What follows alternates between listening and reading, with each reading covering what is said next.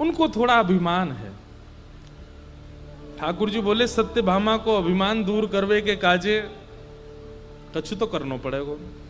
और स्वयं ठाकुर जी क्यों नहीं कर रहे? डरते हैं, इनसे क्या कहेंगे हम।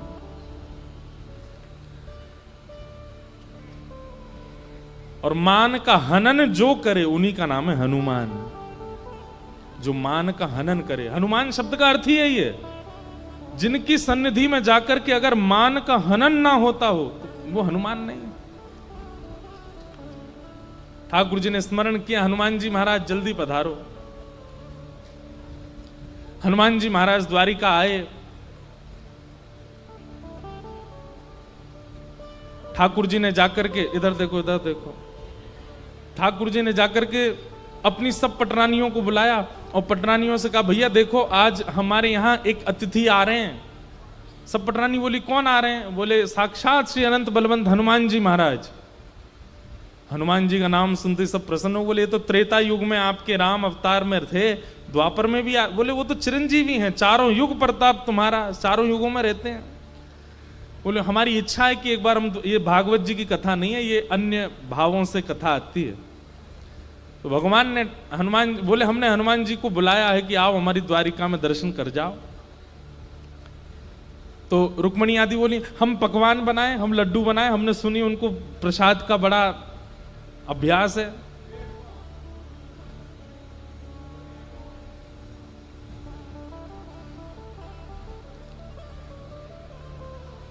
ये द्वार खोल दीजिए, वहीं बैठ जाएंगे। अब अंदर तो आ नहीं सकते, वहीं बैठा दो, द्वार खोल के।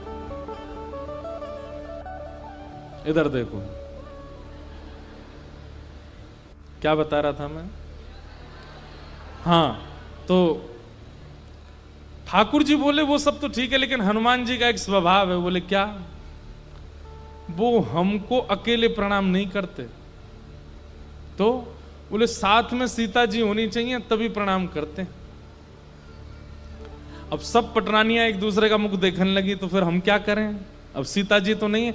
बोले सीता जी तो नहीं है, पर सीता जी के नैन कैसे हैं? मृग जैसे नैन हैं, सीता जी की ऐसी तोता जैसी नाक है, सीता जी के ऐसे ओष्ठ हैं, सीता जी के ऐसे गाल हैं, सीता जी के ऐसे केश हैं, सीता जी बोलती हैं तो ऐसे बोलती हैं। ठाकुर जी वर्णन करने लगे सीता जी का। अब सब पटरानियां सुनकर के कह रही हैं ओहो अच्छा, किशोरी जी ऐसी हैं, किशोरी जी। सत्यभामा का ये सारे गुण तो मुझ में हैं, मैं बन जाती हूं सीता जी। भगवान बोले हाँ आप ही बनो। जबकि सीता जी ही रुक्मणी बन करके आई हैं, पर भगवान की लीला को रुक्मणी जी समझ रही हैं कि ये क्या करना चाह रहे हैं। सत्यभामा बोली कि मैं बिल्कुल वैसा ही श्रृंगार करके आऊंगी, वैसे ही बैठूंगी, वैसे ही बोलूंगी जैसे आपने बताया, आप चिंता मत करो। हनुमान जी को बुलाइए, आप संकोच मत करो। ठाकुर जी बैठे हैं सिंहासन पर, बगल में आकर के सत्यभामा बैठ गई। और आज ठाकुर जी धनुष बाण आदि लेकर के बैठे हैं। बोले भैया राम बन जाएं आज हम, तभी प्रणाम करेंगे हनुमान जी। हनुमान जी आए, कीर्तन करते हुए, उछलते नाचते कूदते हुए श्री हनुमान जी महाराज आए। और जैसे ही आकर के सिंहासन पर बैठे ठाकुर जी को देखा, नेत्र सजल हो, आहा मेरे राम, मेरे प्राण, मेरे सर्वस्व। लेकिन जैसे ही सत्यभामा जी को देखा, आंसू आंसू सब पहुंच गए उनके। ठाकुर जी से बोले ठाकुर जी आपने क्या कर दिया? भगवान बोले क्या हो गया? आप जानते हैं कि जब तक जानकी जी बगल में ना हूं मैं आपको प्रणाम नहीं कर पाता हूं। आप ये जानते हुए भी आपने जानकी जी कहां भेज दी, पता नहीं कौन किनको बैठा लिया अपने बगल में। ऐसे मत बोलो, ये जानकी जी ही तो हैं। ऐसी मृगनयन जानकी जी के, ऐसी नासिका जानकी जी की, ऐसे ही ओष्ठ जानकी जी के, ऐसा ही स्वरूप जानकी जी का। रावण बोला क्षमा करें महाराज,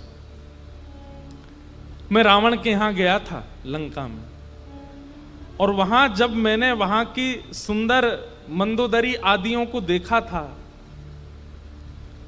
उनका रूप भी इतना सुंदर था, मृग जैसे नेत्र थे, उनकी भी नासिका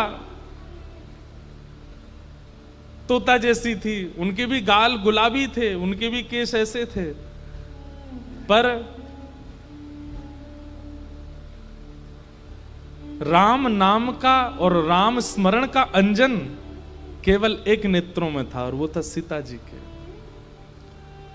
वो नेत्रों में वो श्रृंगार नहीं था, क्योंकि अशोक वाटिका में बैठी थी, वहां श्रृंगार की व्यवस्था नहीं थी, और वहां बिना श्रृंगार की व्यवस्था में भी उनका रूप लावण्य ऐसा था कि मानो जैसे चंद्रमा को भी कभी कभी लज्जा हो जाती हो। क्यों? क्योंकि उनके रूप में संसारी सौंदर्य नहीं था। उनकी एक एक अंग को देख करके ऐसा लगता था मानो एक एक रों से राम राम राम राम प्रकट हो रहा हो। और आपके बगल में जो इस वक्त बैठी हैं, उनके किसी भी रों से आपका नाम उद्दीपित नहीं हो रहा है। इसलिए क्षमा करें, मैं आपको दंडवत प्रणाम नहीं करूंगा। सत्यभामा जी तो रो रो के बेहाल हो गई, उनका सारा अभिमान चूर चूर हो गया। और तभी वहां पर लड्डू लेकर के, प्रसाद लेकर के, जैसे कोई अन्य घर के सदस्य सामान लेकर के आते हैं पवाने के लिए, ऐसी सब सखियां आ रही थी। उन्हीं के बीच में से रुक्मणी जी आई, और जैसे ही लड्डू सामने पधराया और राम हनुमान जी ने जैसे ही रुक्मणी जी को देखा, तुरंत करताल उठा करके नृत्य करने लगा। हाँ, मेरी माँ आ गई, मेरी माँ आ गई, चरणों में दंडवत प्रणाम किया। और रुक्मणी जी के चरणों में निवेदन करे, ने किधर किसको, इधर किसको, इधर किसको, सत्यमा आपने किधर आओ, आप इधर बैठो। और जैसे ही रुक्मणी जी बैठी, दोनों की भले आप प्रणाम। सत्यभामा जी का जो अभिमान था वो टूट गया, जाने किस स्थिति में पहुंच गया।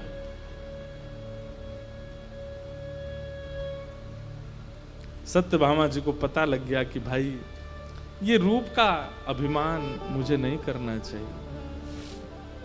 मान का हनन किया सत्यभामा जी के। तो बड़ी लीलाएं हैं ठाकुर जी के गृहस्थ आश्रम में, बड़े सुख हुए। भगवान के अष्ट पटरानियां हुई, फिर भौमासुर नाम का एक राक्षस था, उसके यहां 16,000 राजकुमारियां बंदी थी। उनके यहां से ठाकुर जी सबको मुक्त करा करके लाए, और भगवान ने उनके साथ विवाह किया। 16,108 ये भगवान की पटरानियां हैं। श्री द्वारिकाधीश भगवान श्री कृष्ण के, बैठ जाओ, अष्ट प्रमुख विवाह हुए, और तत्पश्चात भौमासुर नाम के राक्षस का वध करके भगवान ने 16,000 राजकुमारियों को मुक्त करा करके उनसे भी विवाह किया। नारद जी भगवान की गृहचर्या देखने आए, भगवान की नित्यचर्या का वर्णन और राजसूय यज्ञ, जरासंध का उद्धार, वो सब भाव वहां सुनाए गए। बंधुओं, एक हम जानकारी और दें, सब लोग इधर देखो, सावधानी से सुनो।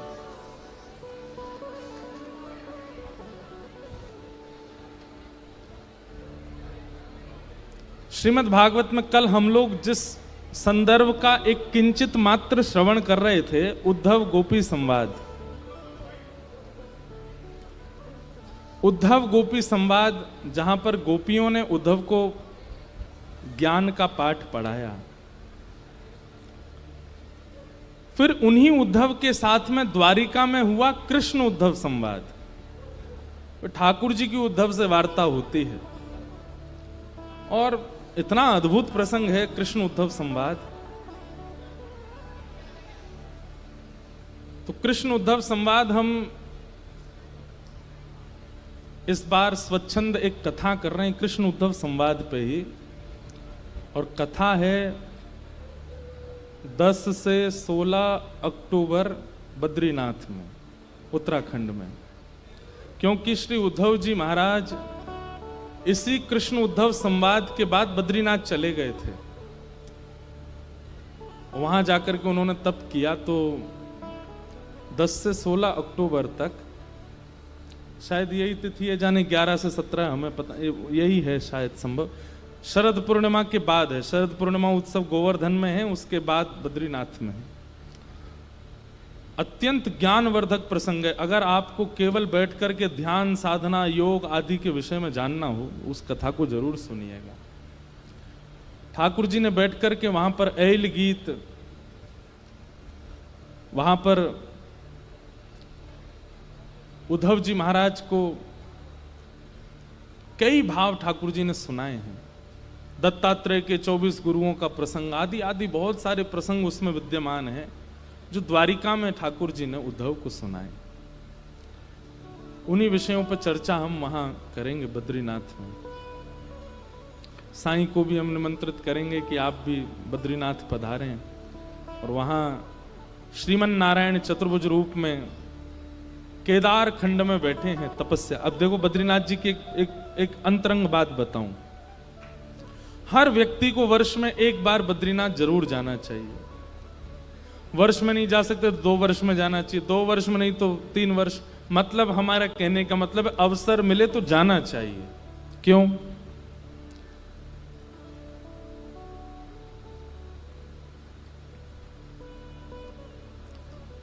सतयुग त्रेता द्वापर में आप कथा सुनते हैं कि किसी भी व्यक्ति को बिना तपस्या के कोई फल नहीं मिलता, लेकिन कलयुग में व्यक्ति कोई तपस्या करता ही नहीं है। फिर कलयुग में फल कैसे मिल जाता है? जब हम तपस्या कर ही नहीं रहे तो हमको फल की प्राप्ति हो कैसे जाती? कर्म तो हम करते हैं, लेकिन फल कैसे मिल जाता है?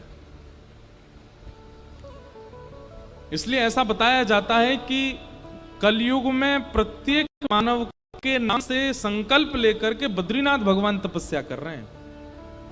वो तपस्या करते हैं, फल हमको मिल जाता है कर्म का। नहीं तो प्राचीन काल में तो कर्म के बाद तपस्या, फिर फल प्राप्त होता है, या फिर कर्म से अगर फल मिल भी गया तो उसकी पूर्ति के लिए तपस्या करने जाना पड़ता है। लेकिन कलयुग में तप का कोई विधान नहीं है। क्यों?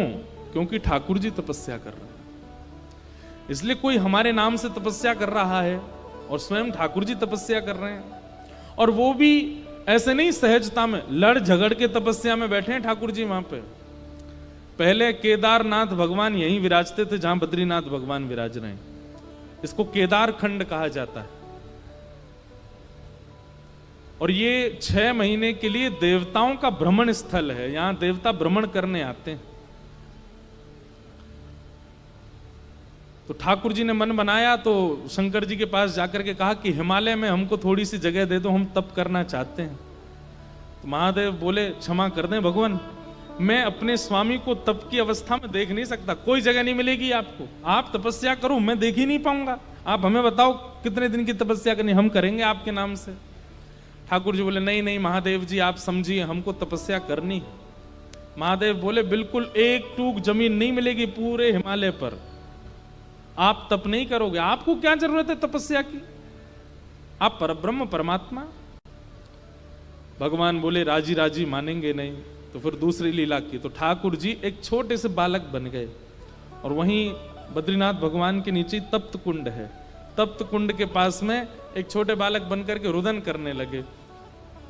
यहां महादेव और पार्वती जी रोज तप्त कुंड में स्नान करने के लिए जाते। जैसे ही आप स्नान करने के लिए गए तो महादेव ने देखा एक नन्हा सा बालक रो रहा है। पार्वती जी, अरे कोई देवता अपना बालक छोड़ गया है, देखो कितना सुंदर बालक, कितने सुंदर इसका मुखमंडल, कितने सुंदर हस्तकमल। महादेव बोले देवी हमको कोई माया लग रही है, इसको छूना नहीं। पार्वती जी बोली आपको तो सब जगह माया लगती है, अरे छोटा सा बालक, इतनी सर्दी है बाहर, माइनस में टेम्परेचर, बर्फ गिरती है बद्रीनाथ में। तो बोले इसको हम लेके जाए, और लेकर के गई। और जहां बद्रीनाथ भगवान अभी विराजमान है, यहाँ महादेव विराजते थे, यहीं पर ले जाकर के उस बालक को पढ़ा दिया। और खेलने के लिए थोड़ी देर बालक जब तक स्नान करें तब तक खेलता रहे। तो गेंद के जैसी आकृति के होते हैं बेर, बेर को ही बदरी कहते हैं, उस बालक को पकड़ा दिए और वो बालक बेरों से थोड़ी देर खेलने लगा। महादेव बोले चलो हम जल्दी स्नान करके आते हैं। पर महादेव को कहीं ना कहीं संशय हो गया था कि ये कोई माया है। स्नान करके तप्त कुंड में जैसे ही वापस लौट करके आए तो मंदिर का मुख्य द्वार बंद भीतर से, और जैसे ही खोलने का प्रयास किया नहीं खुले। महादेव बोले ये बालक तो बंद कर नहीं सकता, छोटा सा बालक है, ये किसने बंद किया भीतर से। रोष में भर करके महादेव ने जैसे ही अपने त्रिनेत्र को खोला तो दरवाजा खुला और वही बालक शंख चक्र गदा पद्म धारण चतुर्भुज रूप धारण करके तपस्या की मुद्रा में बैठे। वहां पर चतुर्भुज हैं ठाकुर जी, लेकिन शंख चक्र नहीं है। ऊपर से श्रृंगार में धराते हैं ठाकुर जी, वहां तपस्या की जटाएं बना ली ठाकुर जी ने, और तपस्या में भी कैसे बैठे हैं। कभी आप बद्रीनाथ में ब्रह्म मुहूर्त में दर्शन करने जाओगे तब श्रृंगार हटाया जाता है ठाकुर जी का। तो तप का मतलब होता है अपने शरीर को अव्यवस्थित करके भगवान नाम जपना, उसको तप कहते हैं। हम तो फिर भी अपने दो पैरों को व्यवस्थित करके बैठे हैं, पर बद्रीनाथ भगवान जो हैं वो ऐसे तिरछे बैठे हैं, थोड़ा एक तरफ की ओर झुके हुए बैठे, इतनी घनघोर तपस्या। महादेव आकर के बोले, भगवान आपको क्या आवश्यकता, आप जिद करके और आप छल करके तपस्या में बैठ ही गए। हमने राजी राजी जगह नहीं दी तो आपने छल करके ले ली। तो महादेव को ठाकुर जी कहते हैं, कलिकाल में लोग तप नहीं करेंगे। कलकाल में लोग इतने ज्यादा विषय भोग विलासी होंगे कि उनको वो कर्म करना ही उनको बहुत भारी पड़ जाएगा, और फल कैसे मिलेगा उनको। और बिना तपस्या के फल की प्राप्ति होती नहीं है। इसलिए कलिकाल में जन्म लेने वाले प्रत्येक मानव के नाम से संकल्प लेकर के अलकनंदा जी में जल छोड़ करके मैं उनके नाम से तप करूंगा, ताकि वो केवल कर्म करें और फल मिले। हम इसलिए कह रहे हैं कि भाई हमने तो कुछ किया नहीं, लेकिन फिर भी हमको मिल रहा है। तो जिसकी कृपा से मिल रहा है उसको एक बार प्रणाम करने वर्ष में जाना चाहिए, उनको वंदन करना चाहिए। तो अक्टूबर में है वहां कृष्ण उद्धव संवाद, वो बड़ा आनंद आता है। श्रीमद् भागवत जी की जन्मस्थली है बद्रीनाथ, वहीं लिखे गए, अद्भुत स्थान।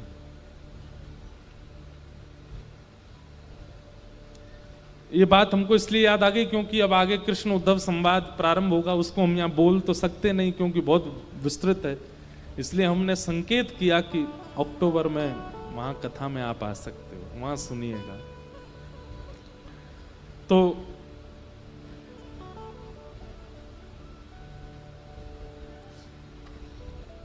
इस प्रकार भगवान की सब लीलाएं चल रही हैं द्वारिका में।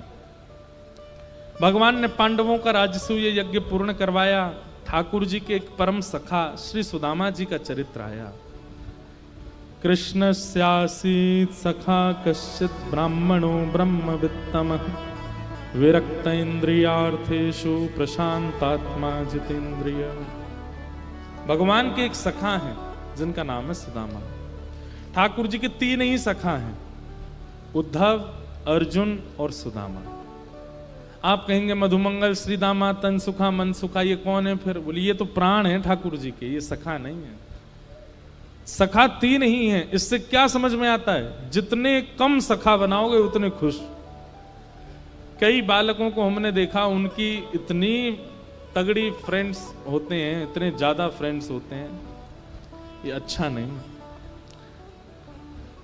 बहुत संख्या में मित्रता होना इस बात का प्रतीक है कि कहीं ना कहीं विषय आपकी मित्रता में जुड़ा हुआ है। विषय की प्राप्ति के लिए इतने मित्र हैं। मित्र कम ही होने चाहिए। हम तो कहते हैं संबंध बहुत कम होने चाहिए संसार में, ज्यादा लोगों से संबंध मत बनाइए। जितने ज्यादा आप संबंध व्यवस्थित करते हो, जितने ज्यादा आपके कॉन्टेक्ट्स होंगे, उतने टेंशन में रहोगे आप। जिसका फोन सबसे ज्यादा बजता है, बार बार आता है, वो बहुत टेंशन में रहता है। जिसके फोन 2-4 कॉल आते दिन में बहुत प्रसन्न रहता है वो। ठाकुर जी के तीन ही सखा हैं, इसलिए सखा ज्यादा नहीं। और सखा किसको कहते हैं? सह खादती सह खेलती, जो संगई खावे, संगई खेले, संगई रहे, संगई सोवे, हर क्रिया में आपके संग रहे।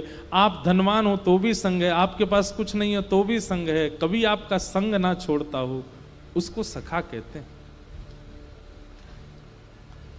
भगवान ने तीन ही सखा बनाए।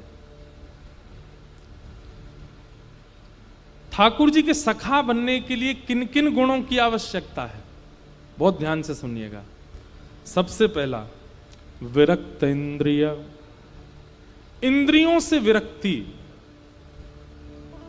इंद्रियों के प्रति आसक्ति ना हो।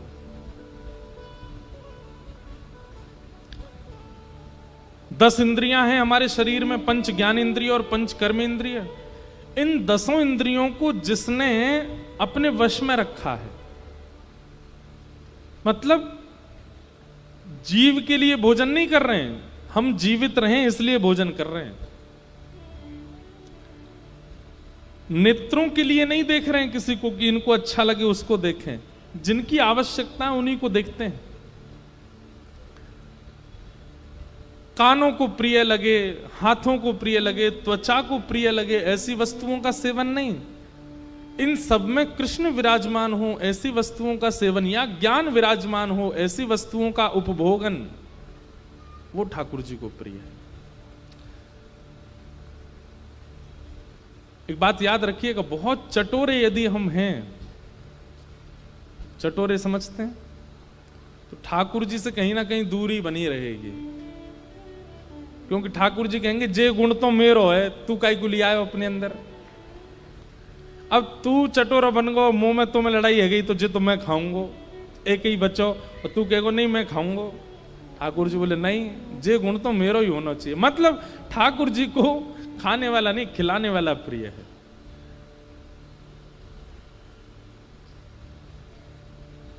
सीधी बात, अपनी इंद्रियों से जो विरक्त है, ज्यादा इंद्रिय इच्छाओं के पीछे व्यथित नहीं रहता है, ठाकुर जी को वो प्रिय है। विरक्त इंद्रियार्थेषु। दूसरा है प्रशांतात्मा, जो बहुत धैर्यवान है। ये लक्षण देखते हैं ठाकुर जी, और ये लक्षण जिसमें दिख जाते हैं उसको सखा बना लेते हैं ठाकुर जी।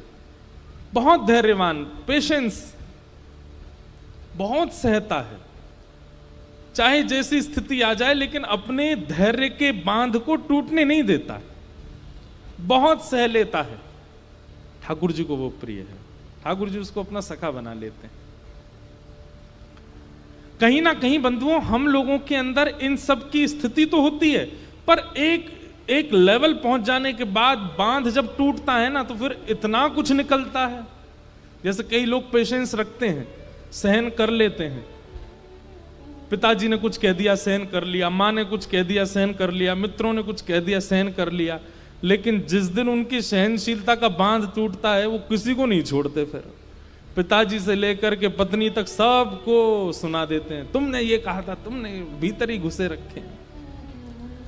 सहनशीलता का मतलब क्या हुआ कि सहा भी, और जिसको सहा वो भूल भी गया कि मैंने सहा क्या था। कई लोग होते हैं सहते हैं और उसको इकट्ठा करके और रखते हैं, यहां मैंने सहा था। वो ठाकुर जी को प्रिय नहीं। प्रशांत आत्मा भूल जाए, उसका सहना एहसान नहीं है, उसका सहना गुण बन जाए। कई लोग इसलिए सहते हैं कि उनका एहसान कर रहे हैं हमारे ऊपर।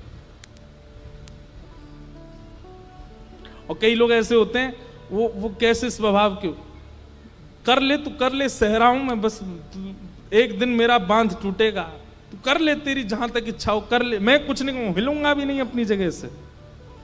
बोलते जाएंगे और वहीं वहीं हिलते जाएंगे, कर ले तू, और कर ले, ये भी कर ले, ये भी कर ले, ये भी कर ले तू। ये सहनशील व्यक्ति का लक्षण नहीं है। सहनशील तो उसको मानिए जो सहता है अपने स्वभाव से, और फिर सह करके भूल भी जाता है कि मैंने सहा था, गिनाता नहीं। प्रशांत आत्मा, ठाकुर जी को वो प्रिय है। आप लोग कहेंगे ये लक्षण कहीं ना कहीं संसार में, हम लोग इतने चतुर लोग संसार में रहते हैं, कहीं ना कहीं लोग हमारा दुरुपयोग नहीं करेंगे। एक बात कहें हम आपसे, संसार हमारा दुरुपयोग ना करे इसलिए चतुराई कभी मत लाइए। ये गुण ठाकुर जी को प्रिय लगेगा इसलिए उस गुण को लाइए, फिर लोग आपके साथ खेलेंगे तो ठाकुर जी उनके संग दुगना खेल खेल जाएंगे, उसकी चिंता मत करना। कई लोग बोलते हैं, महाराज जी आप हमारे बेटे को समझाइए ना। मैं क्यों, बहुत सीधा है ये। मैंने कहा तो अच्छी बात है। नहीं, आप देख नहीं रहे संसार कैसा है, कितना चतुर है, कितना व्यभिचार संसार में। आजकल लोगों को चतुर होना चाहिए, आप इसको समझाइए चतुर हो।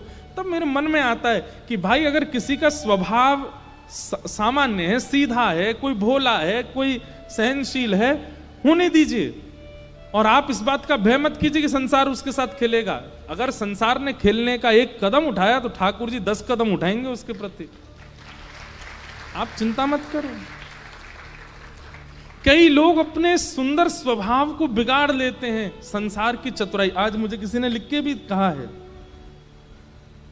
कि महाराज संसार बहुत चतुर है। मैं पढ़ दूं क्या, पता नहीं खो गया कहीं, पर उन्होंने ये बात कही, संसार बहुत चतुर है और ऐसे में हम निभाएं कैसे। अब इसमें एक बात और कह दें, जिसका स्वभाव सरल होता है ना, उसको चतुर कोई दिखता ही नहीं है। उसको कोई चतुर नहीं दिखता, उसको बताना पड़ता ए भाई ये चतुर है, इससे सावधान। अच्छा, मुझे तो अच्छा ही लगा था ये।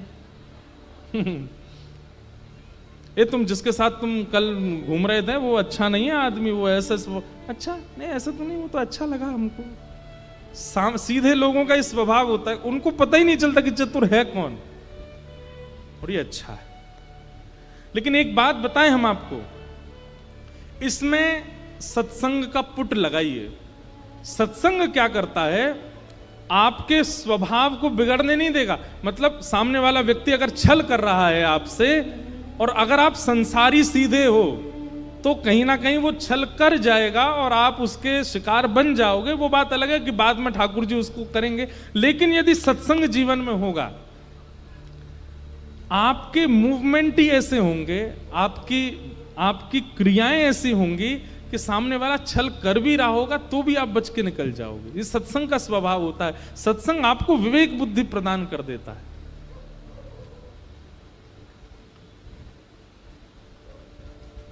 संसारी सीधे यदि आप हो तो उसके चपेटे में आ सकते हो, वो बात अलग है कि उसको बाद में फल मिलेगा। लेकिन सत्संग का एक स्वरूप होता है कि निरंतर भगवत कथा श्रवण करने वाले लोगों की विवेक बुद्धि ऐसी जागृत होती है कि आज कोई उनके सीधेपन का फायदा उठा रहा है तो वो रात में सोचते हैं कल मैं ऐसा ऐसा करूंगा, और वो जो सोच के करते हैं ना, उसी से ही उनका बचाव हो जाता है। ये सत्संग करवाता है। इसलिए किसी का अगर स्वभाव सौम्य है, किसी का स्वभाव सीधा है, किसी का स्वभाव क्रोध करने का नहीं है, किसी के स्वभाव में ये सारे गुण दिखते हैं आपको, उसको ये मत समझाइए कि तू चतुर बन। उसको ये कहो भाई तू बहुत सीधा है, तू सत्संग किया कर। क्यों? क्योंकि तेरी रक्षा तू खुद तो करेगा नहीं, तू तो बहुत स्वभाव का सुंदर है, तेरी रक्षा तो सत्संग करेगा। कोई गुरुजन अपनी वाणी से तेरी रक्षा करेंगे। तू कथा सुना कर, स्वभाव को मत बिगाड़िए। कई बालक मिलते भी हैं, महाराज जी पहले मैं ऐसे नहीं करता था, पहले मैं व्यसन नहीं करता था, पहले मैं ये सब गलत काम, मेरे साथ एक घटना ऐसी घटी, उसने मुझको इस स्थिति में डाल दिया। ये गलत है। घटनाओं से आप अपना स्वभाव बदल देते हो।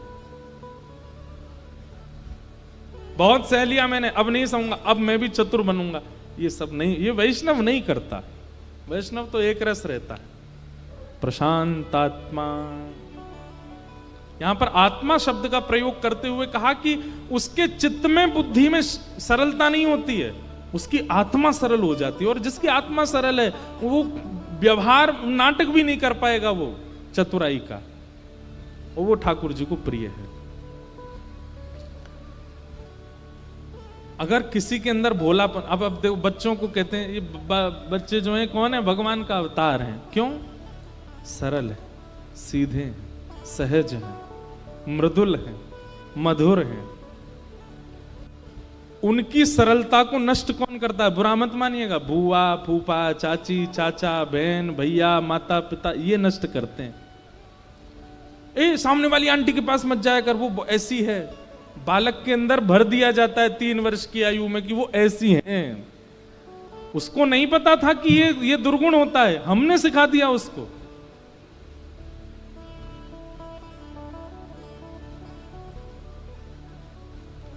कभी आपने देखा, कभी आप कहीं गाड़ी में जा रहे हो, छोटा बालक आपके, और कोई अगर भिक्षुक आ जाए, कुछ मांगने वाला आ जाए और गेट आपका नॉक करने लगे, कुछ दे दो, आप तो ऐसे मुंह कर लोगे, बच्चे क्या, इनको कुछ दे दो ना, ये मांग रहे हैं, इनको कुछ दे दीजिए। इनको मेरी चीज दे दो, अपनी चीज ही देने लगते, फिर माता नहीं नहीं ऐसे नहीं देते, गलत होता है, यूं हो जाता है यूं। अब वो तो सरल था, आपने उसको चतुर बना दिया। उसके स्वभाव में नहीं था छल कपट और ये चतुराई की विचारधाराएं, हमने कर दी। ये भेदभाव बालक में जन्म से नहीं होते, हम सिखा देते।